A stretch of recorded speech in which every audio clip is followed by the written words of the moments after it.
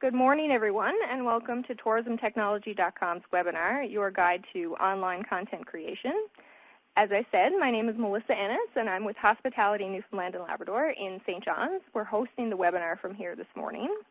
We're very pleased you could join us today, and I'd like to acknowledge participation from our partners on the tourismtechnology.com project.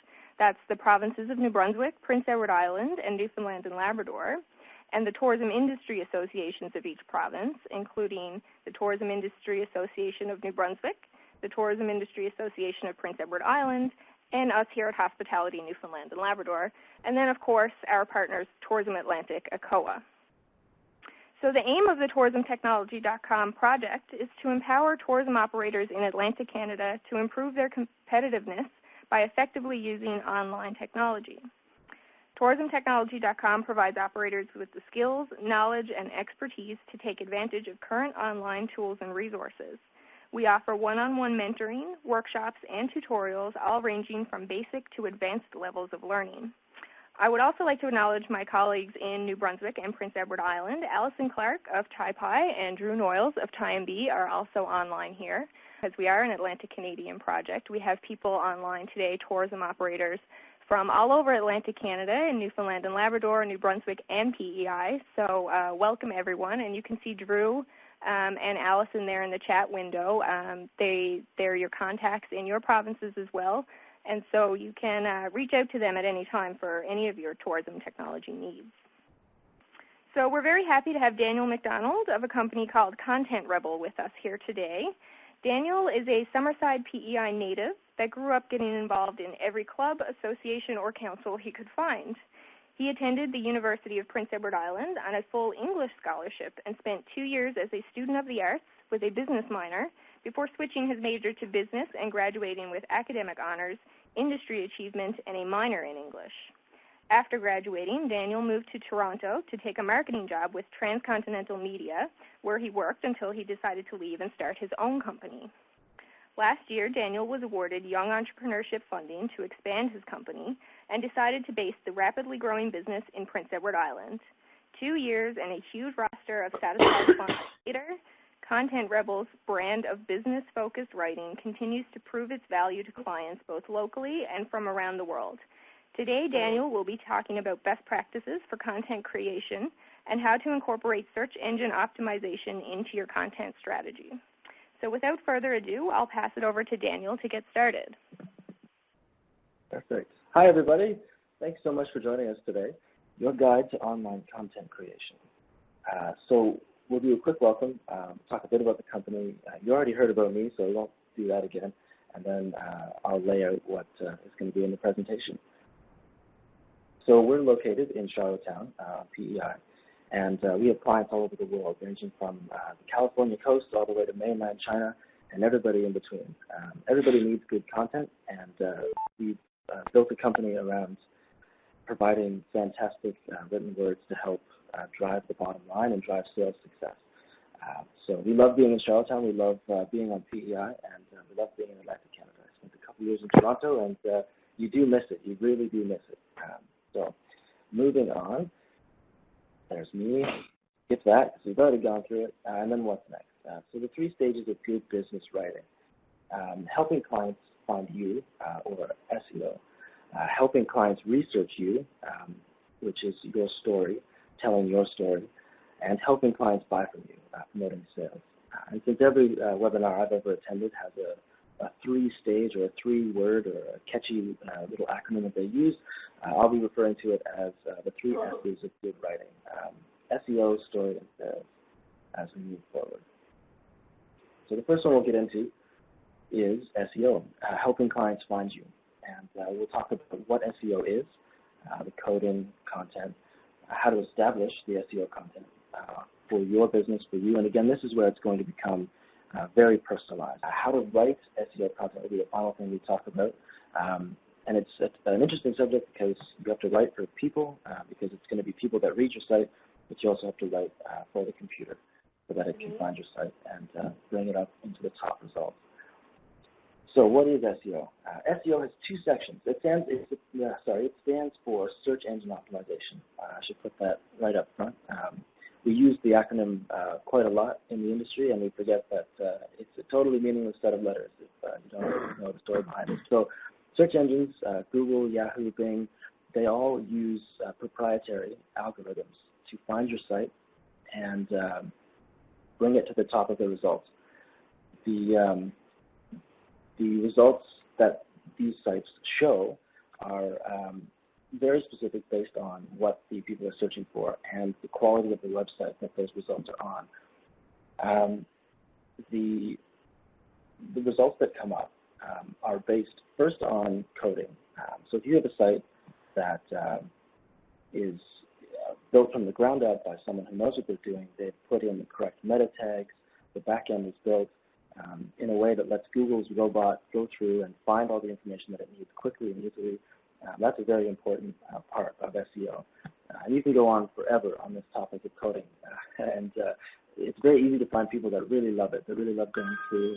Google even has a partnership program that it uses to find people like that and help other people make sure that their websites are coded properly for SEO. But that's definitely not me at all. So it's good to mention it because it does lead into the next section, which is content.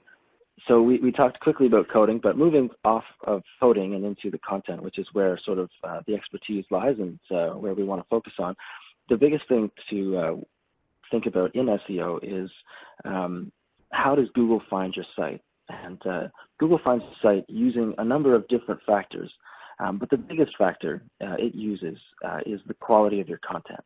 So if you're going to focus on something on your website, it's key to focus on content because Google is looking to provide the best results that it can to the people that are searching for information on the site. And the way it does that is by making sure that the content on the page is perfect. An example I once heard was if you asked someone in your office to find you information on backpacking in New Brunswick, and they came back with just some random information and not a whole lot of value, you'd be really suspicious of asking them to help research your vacation plans again.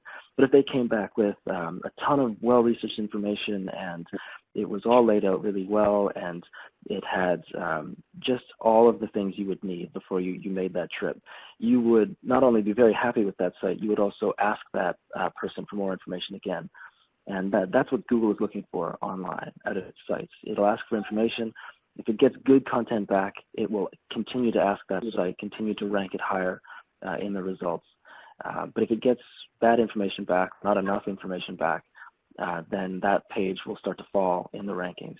And the only way to get it back up, or the best way to get it back up, is to provide better content on the page. So that's the value of content for SEO.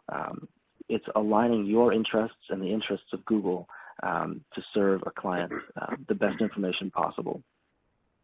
One of the key things to take away from this is the linking aspect to it. One of the ways Google decides that your site has excellent information and information that's worth showing to other people is through excellent links.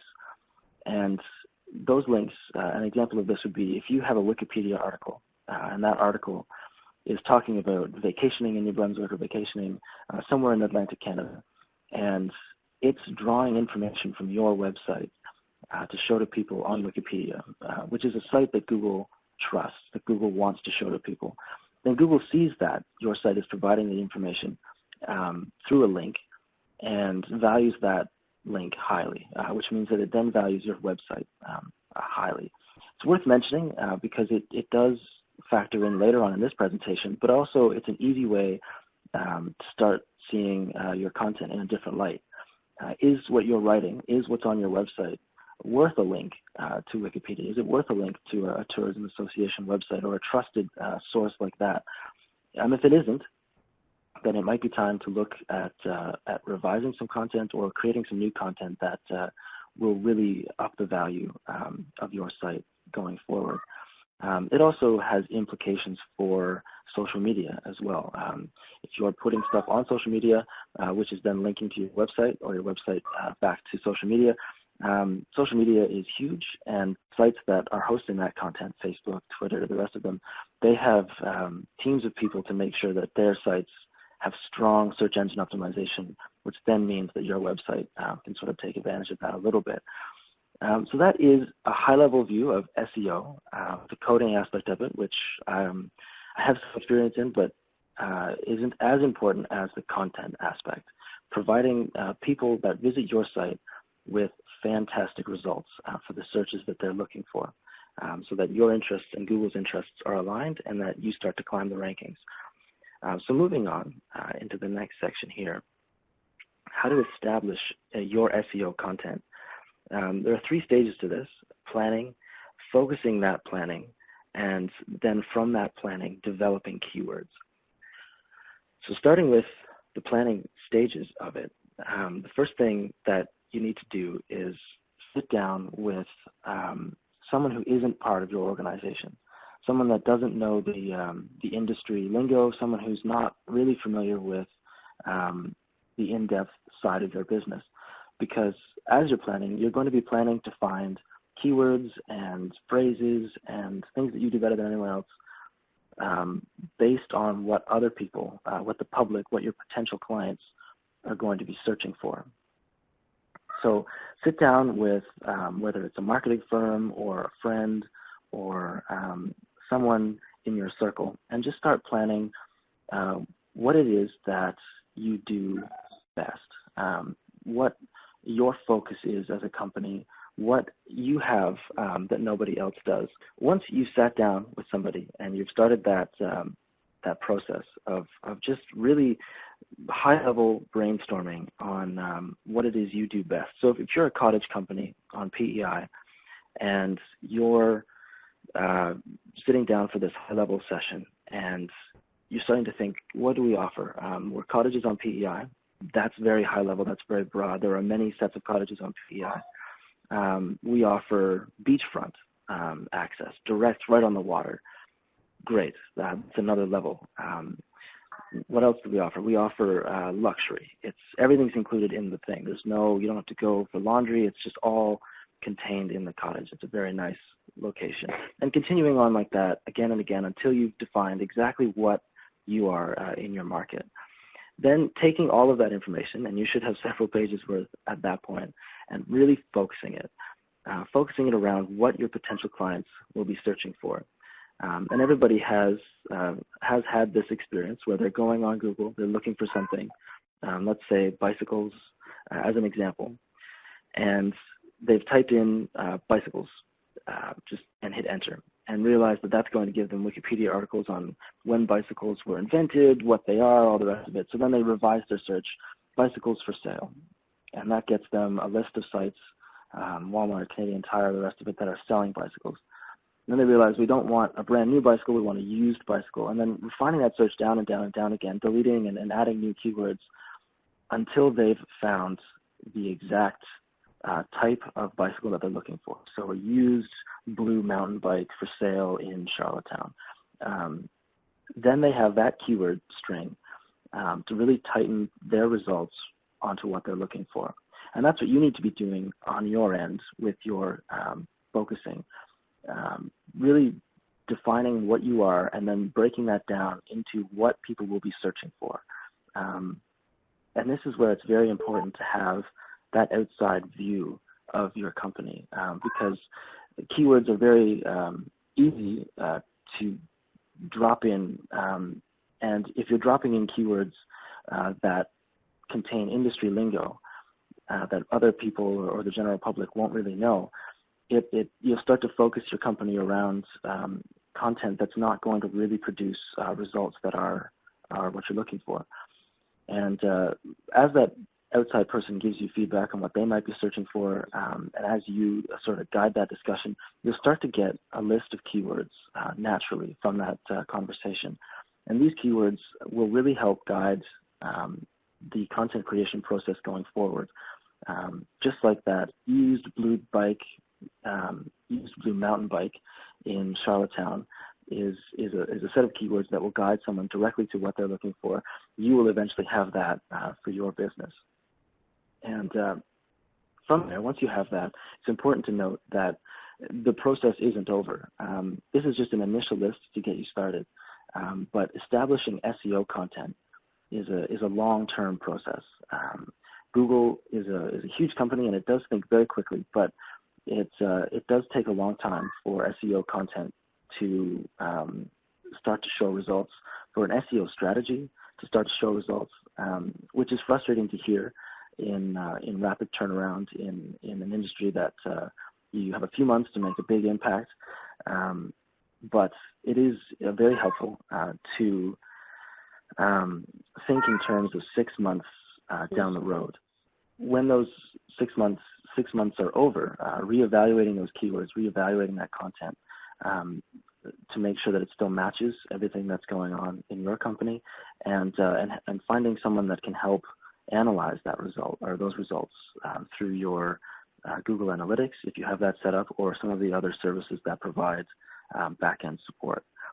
So once you've gone through the planning, focus, and keywords section of the process, and you have a list of keywords to move forward, you can take that list of keywords and start writing the SEO content for your site. And so this often starts out with website content, just standard who we are, what we do, where we are, about us, this kind of information on the site. And it goes back to that, if you ask someone in your office to provide you with a sheet about backpacking in New Brunswick, you want to have your website provide all the information that's possible in whatever specific industry that you're working on.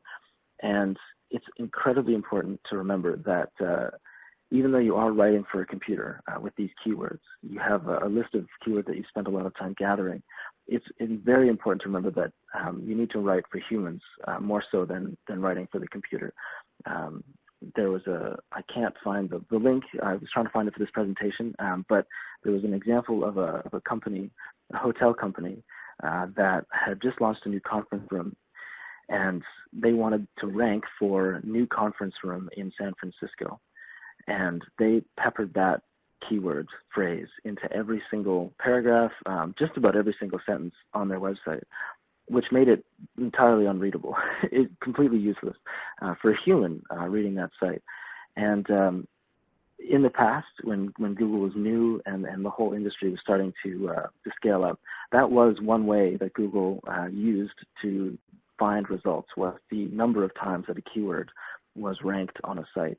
But now that it's advanced, and now that Google has had the time to refine its algorithm into an incredibly complicated formula, it no longer works that way. And so one or two mentions, or making sure that your mentions are in the right place, making sure that your mentions are of those keywords have links to them coming from other sites, are much more important than filling the page up with keywords.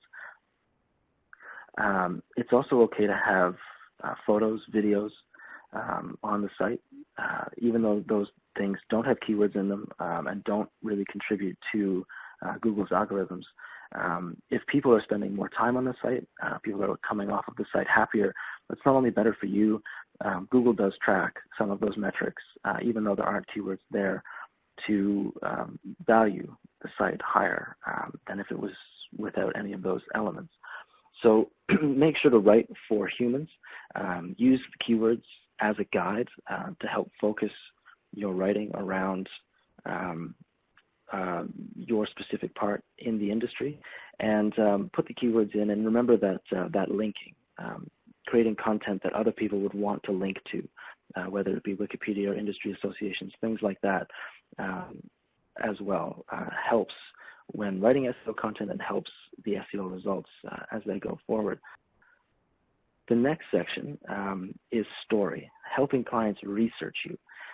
So after the SEO results have come through, you're now ranking for the keywords that you've decided on. You're up in the top 5 Google results. Now it's content to tell a story and help the people that are landing on your website research you, helping you stick in their minds, and helping you stay in their decision group as they move forward. So we'll talk about why tell a story, defining your story, and telling your story in your website, in your other promotional materials, and on your social media. So jumping right in, why tell a story? In the Google results, there's a saying that below the fold is pointless. Most people, when they're looking for results, are going to be looking for the results that show up without them having to scroll at all. And that usually means it's the top 3 to 5 results where most of the attention is going to go in Google. And so with excellent content, with a very well-focused website, or with content that's linked to Google AdWords, if that's the route you want to go, you can show up in that top section of the page for what you want to rank for. Once you're there, someone searching for that keyword is likely going to open either multiple tabs or spend multiple days doing research on either an activity, an event, place to stay, restaurant to eat at, things like that, as they're planning out their trip. And so the top 5 finalists in each section is the decision group. That's what they're going to eventually end up making their decision out of. And telling a story is what will set you apart from these 5 competitors that you've now narrowed your field down into, especially in experience-based industries like travel and tourism. Telling a very compelling story helps you stand out in the minds of the consumer.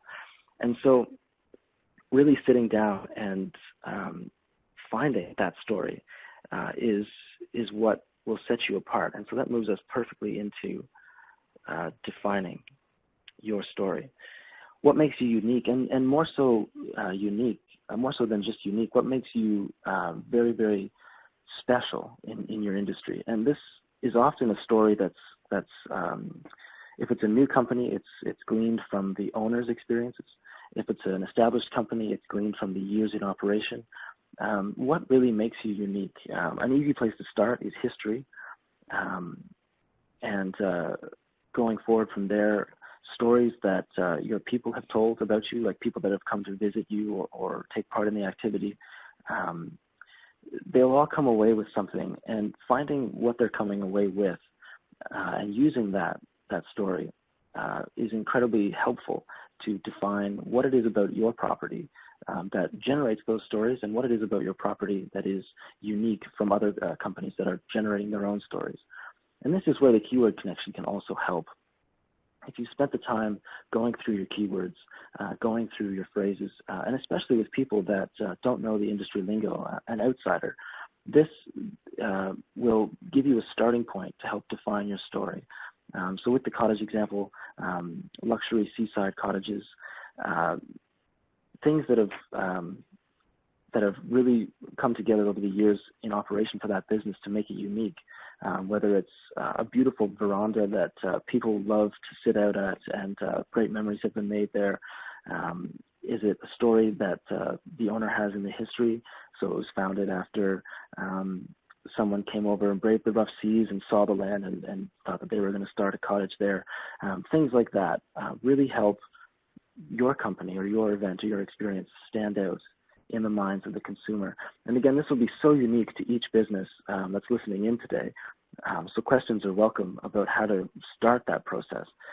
But it is critical to undergo that process and define that story before you start telling it. And once you start telling it, it's very important to keep in mind that business writing is different from straight storytelling. So having worked with many writers in this line of work, I can tell you that it's very difficult to find a writer, an arts person, who enjoys business writing, writing with restrictions, we call it, because you need to tell a fantastic story. You need to really engage the person that's on the website. You need to keep your company at the top of their decision list, but you also need to include keywords. You also need to make sure that the writing is set up to drive conversions, to drive sales, to drive people to sign up for marketing lists. It's writing that has to work for a living.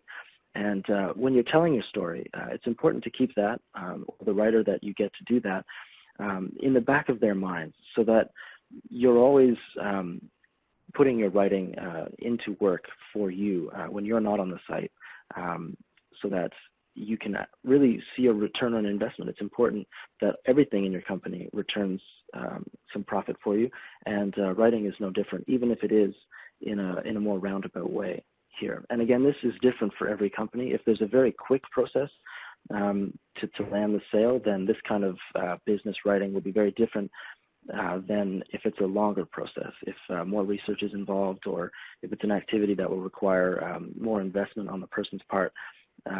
This kind of storytelling is going to really change. So again, keep track of your questions and let me know if you want me to clarify anything here. Moving forward into the next section, we have sales, helping your client buy from you. And it's important to keep attention and avoid spam, and to keep that at the front of my mind when I'm creating copy and when the team here is creating copy. We call it love letters to clients. And then bringing people back is an incredibly important part of the sales process, and it's a part where writing can really, really help. So their story, your story, and what that means for your brand. So jumping right in, the love letters. So if you're writing copy for people, the idea is to keep their attention and to keep you at the top of their minds. It's not designed to really be copywriting. Copywriting is the kind of stuff that shows up in the old advertisements. So Volkswagen does very, very good copywriting. They have long paragraphs of text that are just designed to lead you to a phone number, lead you to a sale very quickly and very efficiently. And in this kind of writing, the kind of writing that we're interested in, we're not really doing that as much. We want to keep our business in the top of their minds, so when they're doing research, we stay in that decision group. But the key is to avoid sounding salesy and spammy when you're sending out initial communications on the website, when you're working on social media. All of this needs to sound natural. It needs to sound very love lettery, very here's what we can offer as a company, and without making that sound salesperson-ish.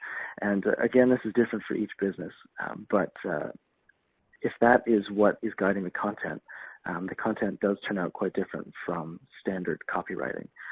And this is content that's designed to bring people in for their initial experience with your company. Content can do quite a bit more than that, and that's where we get into bringing them back. And this is actually where I personally think writing is stronger. Once the person has experienced your company, your brand, your business, they will come away with their own stories, their own memories made there. And writing, especially this kind of love letter writing, is fantastically efficient at keeping your company at the top of their minds, especially if it's done in a non-spammy sort of way. So if you have an email sign-up list and you can differentiate between people that have visited and marketing lists that you've purchased, the people that have visited and have given you their email should get a different type of content than the people that are coming in off of lists that you've purchased or that have come in through contests or something like that. Because you want to really, you don't know their story specifically, but you want to intertwine your story and your brand into the keywords, into the experiences that you've researched and found when you're telling your story on your website. So you know generally what it is you offer, the memories it is that you create, whether it be cottages or an event or experiences through festivals or something like that. And then tying that back in to help remind people of what they've experienced with you, help remind people that you're still there, and capture their return dollars, capture that feeling on a Tuesday in the middle of January when they just want the winter to be over already. Sending out that one email that reminds them, brings a smile to their face, that's where you can really help drive that return business. It also is really helpful immediately after the experience. A well-written note, thanking them, sending them something, even if it's not personalized, just to bring a smile to their face and keep it fresh in their minds, is an incredibly effective way of using content to help drive return sales. And then finally, we get to the conclusion. So the 3 S's, again, are SEO, story, and sales. And making sure that you show up in that top 5 through SEO, strong linking, excellent content that Google is proud to share, and that linking content is content that people are proud to link to. Creating that kind of content is very important, and that will really boost your results in the search engine rankings. Telling a fantastic story, an engaging story. Once people are on your site, you're speaking directly to a human being who is interested in doing that research, is comparing you to 5 other people, roughly.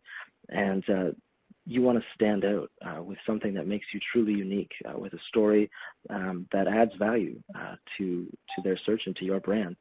And finally, doing the sales aspect, making sure that content is working for you on every platform and at every stage, and also using content in unique and creative ways to help drive return sales and to help drive sales to your company to begin with.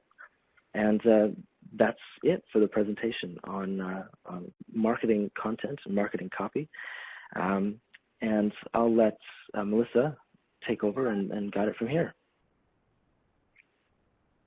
Thanks so much, Daniel. That was an awesome presentation. A lot of great information covered there. If anybody, at this time, we're going to open it up to some questions and discussion. There's one here from Colette. Does being on several social media channels increase one's level of SEO, or is it just website content? It does help with SEO. If you have multiple websites, that can hurt your SEO, but multiple social media sites is very helpful. Again, Facebook and Twitter spend quite a bit of money making sure that their sites rank very well in Google and Yahoo and Bing. And so if you're on those sites, if you're producing content on those sites, it will show up when people are Googling for you and for the keywords that you've decided to rank for. How important are testimonials on a website? From Scott. Testimonials are incredibly important. They don't do much, well, they do help with SEO, but not as much as being on social media. But testimonials are a huge help for the humans that land on your site. It really does help fears of commitment, putting some money down, stuff like that. It helps with fears of commitment for the time. Like people get 2 weeks of vacation, knowing that they're spending that time at a fantastic location, or a location that other people have really liked, really does help with people making that final step and clicking the buy button. What if I don't believe myself to be much of a writer? That's a great question. Being a fantastic writer is not necessary. It will make the process easier if you do enjoy it. Late nights after you've spent a day running the business. For people that don't like writing, sitting down and writing website copy will be like pulling fingernails, and that's totally okay. If you don't believe yourself to be much of a writer, the best way to get started is to take that list of keywords and take that story that you know in your head that you've started to define, and just start writing. Don't rush it, I guess, is my best advice. Just put it down on paper, come back to it day after day until you've got something that you're happy with. It will take shape slowly, but when it does come together, you'll have something that you're proud of and something that will produce results for you. Is there a way to make images on your website be more SEO compatible, so when they're searched on Google Images, they show up? Absolutely. So Google has an algorithm that can actually look at photos and determine what's in them. It's hilarious and it's terrifying, but they do know.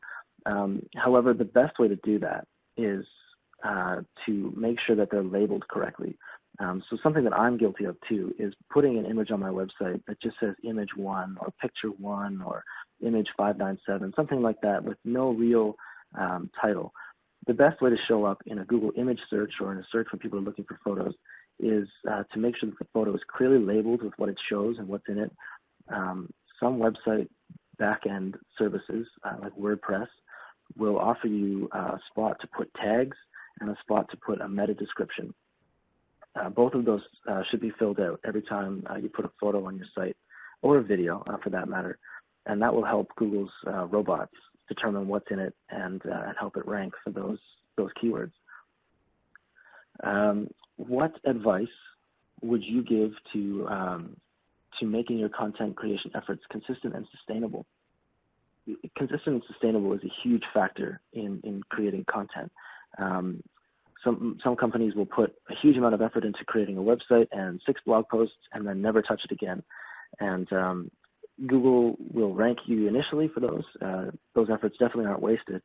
But to keep the gains that you've achieved and to become more efficient in the future, you do need to make sure that you're consistently posting things, which can get expensive if you're hiring someone to do it.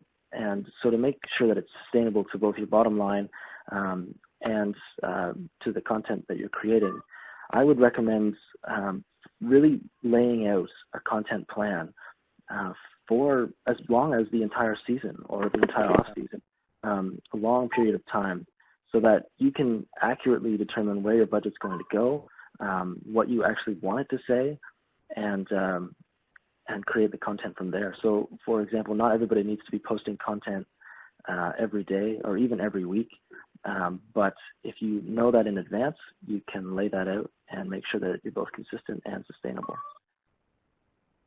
In terms of keywords, is there anywhere in particular they should be located in your content? That's a good question. The old Google algorithms did value that. So you needed to have a keyword in the title, in the first paragraph, halfway down, and at least the first 2 sentences of the bottom paragraph. And then you would also need to make sure that keywords were in the meta tags and all the rest of it. If you can do it without ruining the flow of the content that you're creating, feel free to still put the keywords in the content, in the title, first, third, URL, the rest of it. But the key here is to make the content very, very readable. The URL is a big one. Make sure that the keywords are in the URL. Same with the title. If you can put them in there, that would be great. Sometimes it won't fit, but if you've done a lot of keyword research, it's usually very easy to find keywords that will fit in the title. The first third of page, bottom third of page, things like that don't really matter anymore. Google's algorithm can see through that. But again, title and URL are important to make sure that you have the keywords there. And in the meta tags, which is kind of a geeky term, but it basically just means that if your website or blog platform gives you the option of putting a meta tag in, make sure that the keywords are there as well. How important is the visual you post for your business, Twitter, Facebook, Instagram, to match to your keywords of your website? It doesn't really impact SEO if you've got images and keywords that don't really match up. But if your site and your social media platforms are focusing on keywords, they're focusing on the same type of business, things like that, then you should be okay for posting, for example, images on your Instagram of a dog, like just a stray or a fox or something that doesn't have anything to do with your company. It shouldn't matter at all to have keywords and pictures that are different. For those pictures, when you name them, they actually might give a boost to your site if you can put the name of your business in there, so fox on schooner in grounds, something like that, so that people, when they're searching for foxes and you come up, they still get directed to your site. Is there a balance to use when writing for human versus computer? Making sure that the content all makes sense. In the early days of doing this, I was hired by a company. I was given a list of keywords, usually 2 or 3, and my goal was to put those keywords in as often as possible. And they didn't really care if the content was super legible to the human that was reading it, as long as the algorithms could pick up that the keyword was being used. Now, again, it's more important to balance the site to the human. If you set up a site that really does work for people, they've been on your site, they've complimented you on it, don't revamp that entirely to take advantage of keywords. Make sure that you focus your keywords around stuff that you do really well, and then once you have those keywords, implement them as best as possible into the site that you currently have. This is where some writing skill comes in to make that business writing kind of happen, but that's what the balance should be. We have a campground, driving range, and a golf course. Are more than one keywords useful or hurtful? Keywords for multiple things, it depends on what you're shooting for. So if you've put all three things on one website and there really is no one lead business, so it's not a campground that has a driving range and a golf course, or a golf course that has a campground or a driving range, if they're all three of them equally important, then it might be good to look into some of that back-end coding stuff, because Google will get a little bit confused with that kind of stuff if it has a site that just offers driving ranges versus a site that offers driving ranges and other things. There is a chance that it might show up slightly lower in the results. But again, excellent content will really help here. If there are distinct boundaries on the website between each of the three things, and each of the three things is an answer to a question that someone might be asking, so campgrounds on PEI or driving ranges on PEI, then you will still show up for those three results. Good content, I guess, is the takeaway there. Make sure that each thing is an answer to a question someone might be asking. Will recycling the exact same content between your website, blog, Facebook, Twitter hurt your SEO rankings? Should you rewrite the content at least somewhat? Absolutely. That is an important point. It's actually one of the most frustrating points, because after you've created a great piece of content, it's very tempting to just copy and paste it onto everything. One way you can do to sort of get around this is to host the content on your website. So if you've done a really, really good blog or a really, really good answer to a question that someone's asked, you can then take that URL, which should contain the keywords, and then link it to Facebook or Twitter, Instagram, LinkedIn, all the other social media sites. And that won't hurt your SEO. That might actually help it, because the link is now being shared. It's being linked back from a site with fantastic SEO credentials, Facebook, Twitter.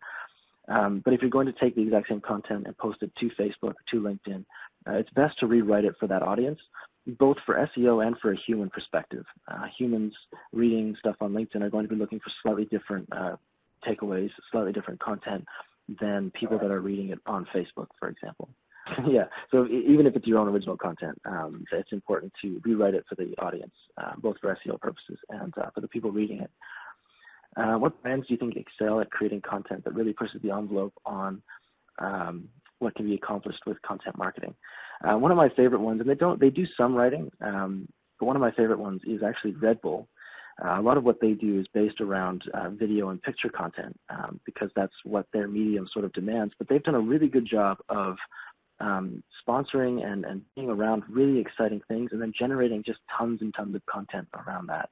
So Red Bull, their core business is energy drinks, but they have a Formula One team. They sponsor free runners. They have a whole bunch of skydiving competitions. They do flume competitions. They do a whole bunch of stuff related to their brand, but the key is that they produce a ton of content around that, and then produce that content on social media, on their own website. They do video blogs and stuff like that. And it would be the envy of everybody to have the budget to match their strategy, but the fundamentals are still there. Producing content that people want to see, that relates to your brand, that relates to your keywords, is very important. And that would be my favorite. Does your company offer the service of analyzing existing websites to see if they meet the criteria, and to offer suggestions? We do. The first step is always to go through and make sure that you know what keywords you want to rank for, what services you want to really promote, and what your story is. Once we have that, it becomes a very organic process to go into the website and determine where we can make changes, where we can improve. If you have that stuff already done, then it's something we can do is go in and do some analysis on the keywords that you've selected, on the phrases that you've selected, see if they're ranking, see what they're ranking for, and then compare that to what's on your site right now. It's a complicated process, but it does really produce fantastic results over that long-term SEO timeline.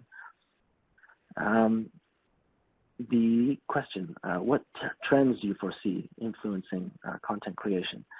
So it changes almost as quickly as Google's back-end algorithms do. There used to be a very big industry in content rewriting.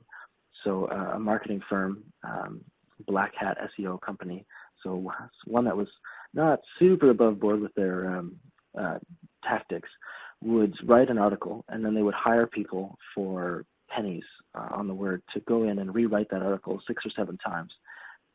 So they would cheaply get 8 articles that say the same thing, just with different words.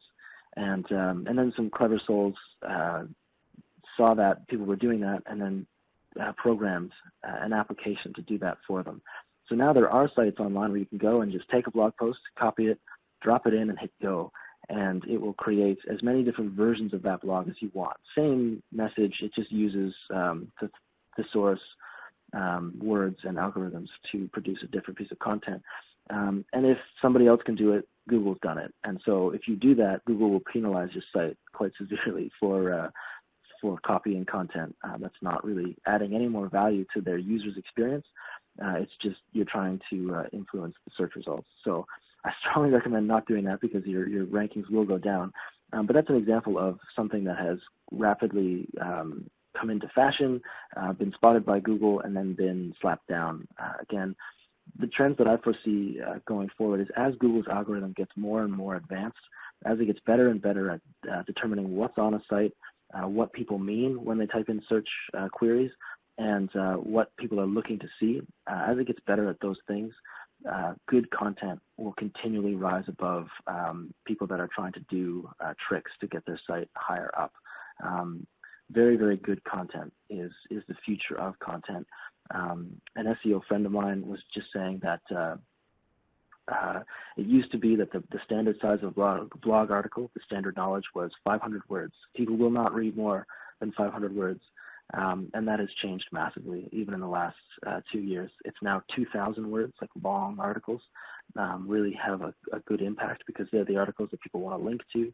They're the articles that show that you really know what you're talking about if you can do a good 2,000-word article. Things like that really have an impact on the quality of the results. So good content, I guess, is where I see it going. It's Kim from Excel Homestead. When you were talking about the articles, the 2,000-word articles, yeah. Are you? What about when you're just doing blog posts? That surely doesn't apply to every blog post, does it? Or are you talking articles? Yeah. Yes, you're very right. Every single blog post you create doesn't have to be 2,000 words long to get strong SEO. The key is, again, quality. So, for example, if you're a law firm that's writing about legal decisions, 2,000 words is probably the way to go for you. If you're a hotel talking about conference facilities or something like that, there's a good chance that a couple of 2,000-word pieces would be very helpful as long as they're well written with good quality. Then 2,000 words is the way to go. But if you're sharing a story about something that happened, if you're adding to your brand, by relaying something that's gone on or a new development for a smaller business, it can be less than that. It can be very small, as long as the quality of the writing is there. All right, great, thank you. Thanks, Daniel. That was a lot of questions thrown at you, but I think you did a really good job of answering everybody's questions and providing some great information.